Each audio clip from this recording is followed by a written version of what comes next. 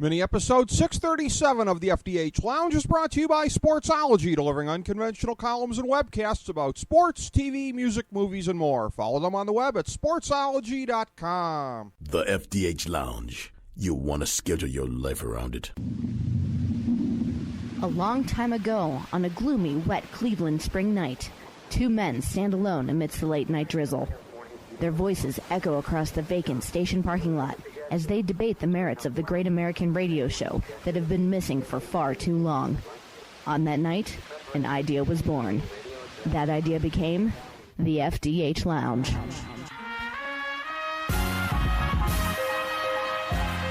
Welcome to the FDH Lounge. Hello, everyone. Welcome to the FDH Lounge. This is FDH Managing Partner Rick Morris, and it is our tremendous privilege to be able to welcome one of our greatest guests back to the show today. It is always a pleasure when you're able to speak with somebody affiliated with any kind of media or broadcast entity who, over a period of time through their service with that entity, really kind of comes to be synonymous with them. We were fortunate enough to do that recently here. We were able to have Bob Barker back on for his sixth appearance. I mean, there's a guy that when you thought of CBS for a long time was pretty much him, Walter Cronkite. I think you could say the same thing about Turner Sports and Ernie Johnson. It's a tremendous privilege to be able to have him back on the program here. We had him on for FDH Lounge mini episode number 100 back in the spring of 2012, back when it was a little bit earlier in the days of the Turner Sports CBS connection, that nexus for doing March Madness. So we're certainly going to catch up with him about that. Going to talk a little bit of hoops with a gentleman who, again, we are very privileged to have back on the show, Ernie Johnson. Welcome back to the show, sir. How are you today? Rick, it is great to be back with you. How are you?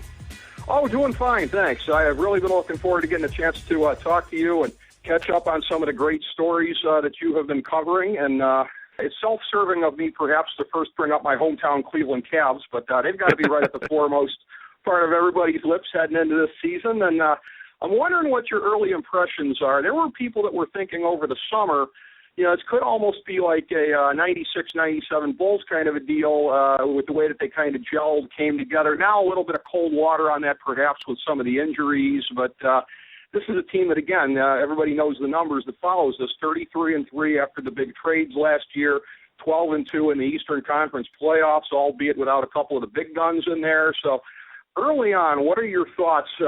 Everybody seems to be sort of already kind of locking them into the NBA Finals, barring obviously a catastrophic injury or two, anything worse than last year. But short of that, they've kind of looked like a juggernaut to these biased eyes. What are you thinking so far?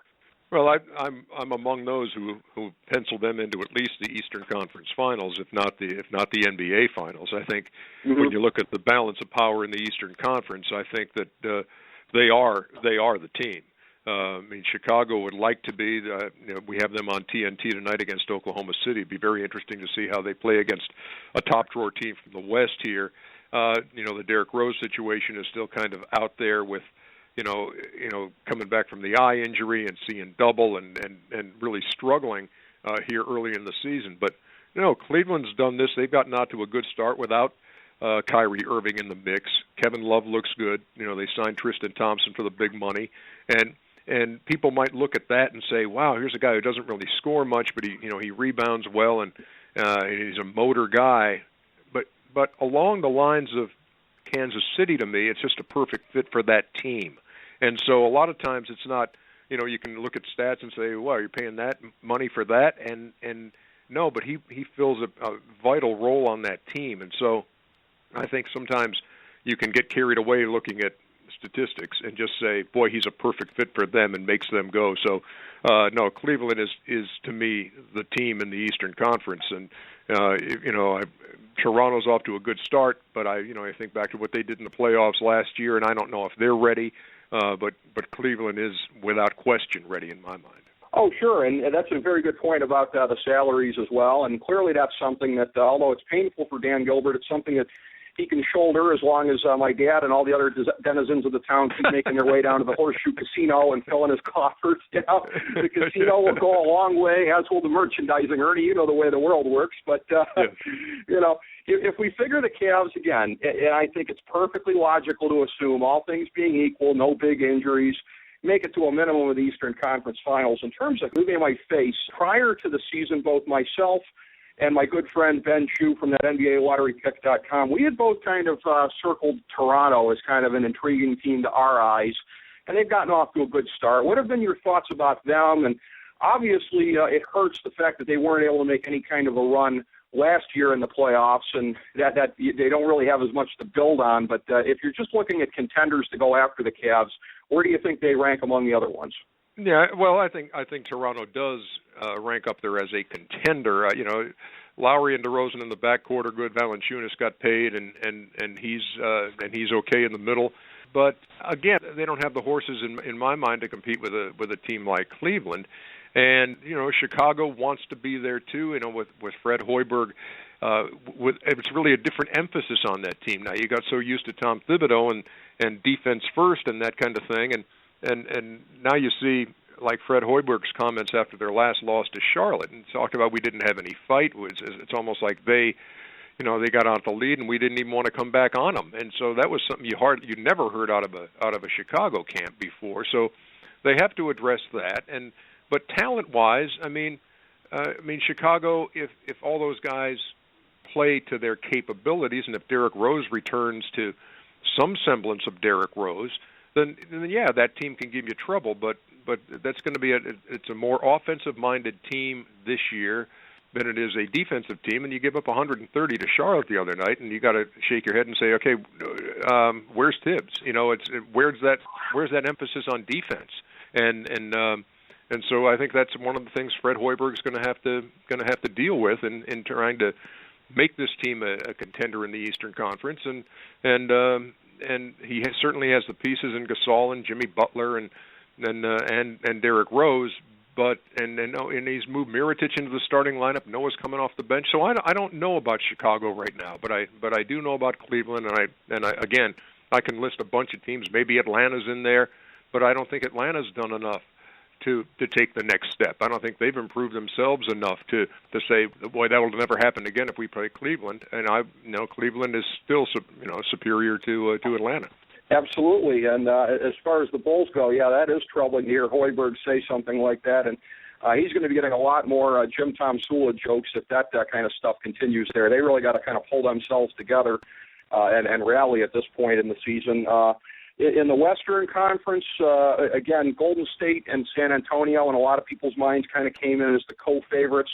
Right now, it doesn't look like the Warriors have missed a beat with the start that they've gotten off to with the season. When you look at them versus Houston, OKC, the Clippers, obviously San Antonio as well, how do you see that shaping out? Because it does look at the present time, even if Golden State stays on this roll, that it's still going to be a bare-knuckle brawl to get out of the West with probably at least two brutal rounds to get through. No, Rick, you're right. I mean, that's a much tougher call in the West than it is in the East for me. The league has a GM survey they do every off season, and 18% of the GMs said that Golden State would repeat as the Western Conference champions. That's not a ringing endorsement, but I think it is kind of the fuel that Golden State needs. They keep hearing things about the luck that's involved in winning a title and that kind of thing, and sometimes that's misconstrued as to, nobody's saying that Golden State was lucky to win it, but there is luck involved in who you play and that kind of thing. And, I work with a guy, Kenny Smith, who points out all the time, he says, yeah, we won back-to-back titles, but we didn't have to play Seattle, a team that absolutely gave us fits in the regular season. And so a lot of times it is who you're going to play and what the matchups are, but Golden State is right there. With that talent and the way they shoot the ball and the way Stephen Curry has gotten out of the gate, so far, I mean, it's frightening to watch him play. And San Antonio improved themselves with Aldridge and David West, and they still have the best coach in the world in Greg Popovich, and so he finds a way to get the most out of his guys. And you look at a guy like David West, who could have stayed in Indiana for a lot more money and wanted to go to San Antonio and play in that system. And so they have a way of continuing to attract the pieces that they need. The Clippers are intriguing to me, but with all the additions they made, and that was it was fun to watch last night against Golden State. I thought if somebody's going to stop Golden State's roll here early, it might be the Clippers, but that didn't happen either. So I think those teams, and then Oklahoma City with Durant back. I mean, it's impossible to call at this point. As you know, it's as easy as it was to say Cleveland's in the Eastern Conference Finals and probably the NBA Finals. You can't call it right now in the West.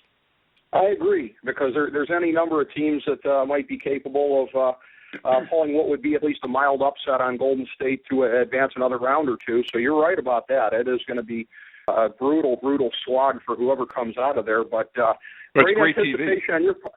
Oh yeah, it's gonna be. Yeah, you guys are gonna be broadcasting some fun stuff, no question about it. And actually, great anticipation on your part mentioning Kenny Smith, because that was going to be my next question. Was more about the job there in studio over a period of time with him, with Barkley, with some of the other guys in recent years, adding some more pieces like with Shaq and with Chris Webber. I mean, how much stuff comes easily in terms of building the chemistry that you guys have had for the show on TNT and also on NBA TV? How much of it has kind of come natural? How much of it comes from outside the studio kind of bonding? I think that's something people would be curious about, because that's one of the first things that comes to everybody's mind when they're talking about that show, just how great the flow is. Well, you know, the thing that I've always said, you can never predict chemistry. It's just impossible. And TV executives have been spending lifetimes trying to do that, trying to say, if I match up this guy with this guy and these two, you know, will that work? And it doesn't always work. And for us, it was one of those things. The first night we were ever on the air with me, Kenny, and Charles, I remember Charles coming out, and we were ready to do a halftime, and he asked Kenny, he said, what are you going to say about that when we go there? And Kenny said, you'll find out. And that has been the way we've done the show ever since. I mean, it's always been a spontaneous, unrehearsed, nobody knows the questions going in. And that's what makes it work, because you get genuine reactions, and you get you know, they're just your gut reactions to what's going on. And the fact that we don't sit there and rehearse a segment before we do it, so people know what's going to happen, that just adds to it. And I think that's what resonates with the people at home, is that this is just like four guys sitting around in a living room talking hoop. Nobody's asking for permission to talk. Everybody's got an opinion. Sometimes whoever speaks loudest gets heard, and that's what's made it fun for all these years. So there was no way to predict it, but you know, just through the years as we've gone on, we have this incredible comfort level with one another. And what makes it work, too, is that nobody's begging for airtime. Nobody's begging for FaceTime. Nobody wants to make the show about them. They just want to make the show better. And that's what's been really the key to the success of the show. That's a great way to have it go, because nothing can possibly beat having spontaneity as far as when somebody says something and you're getting the honest reactions to it. There's nothing that beats that at all. And clearly, that's what comes across when we're all watching the show and when we're all watching you on there. But I want to go back also, too, in terms of the broadcasting to the college game as well. The last couple of years, you guys getting mixed in with CBS doing the joint March Madness broadcast. So I want to go back to something you said last time on the show, and I remember it very clearly because that's it's in our clip show from things that our more famous guests have said.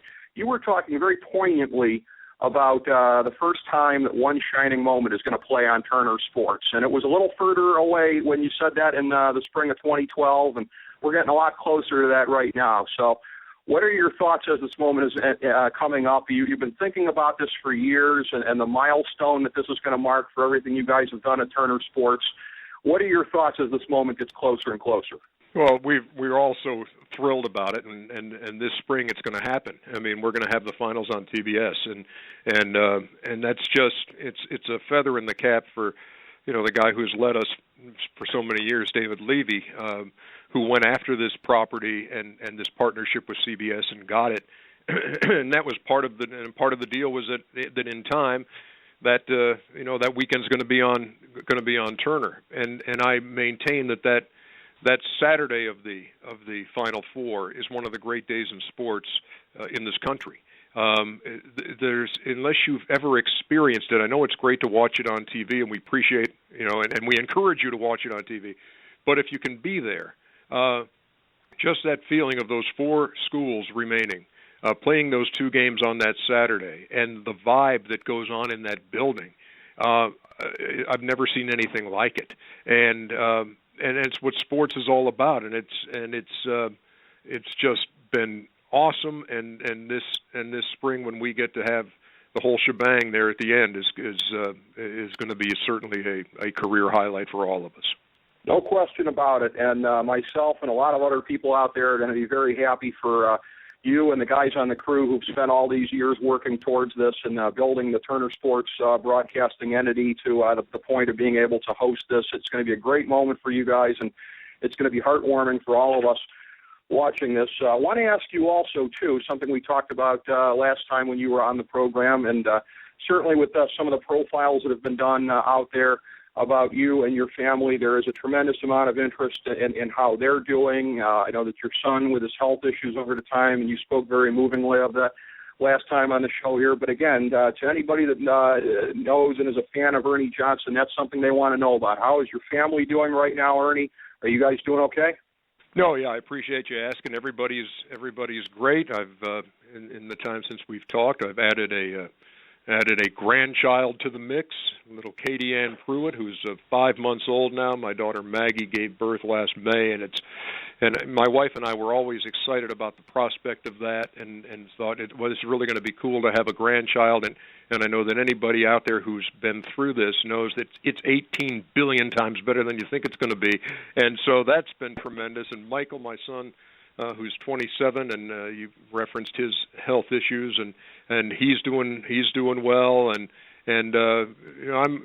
Rick, I'm blessed. I really am, and I just I tell people, look, I'm a husband and a father. That's who I am. I'm what sportscaster is what I do. So as long as I can always keep those things in order, and realizing that what I do for a living isn't who I am, that I can keep the important things where they are, right at the top of the list, and enjoy work for what it is, and that's just a bunch of fun, no matter what sport I'm doing. So, no, family life is good, life is good, and man, it's again, just blessed beyond recognition.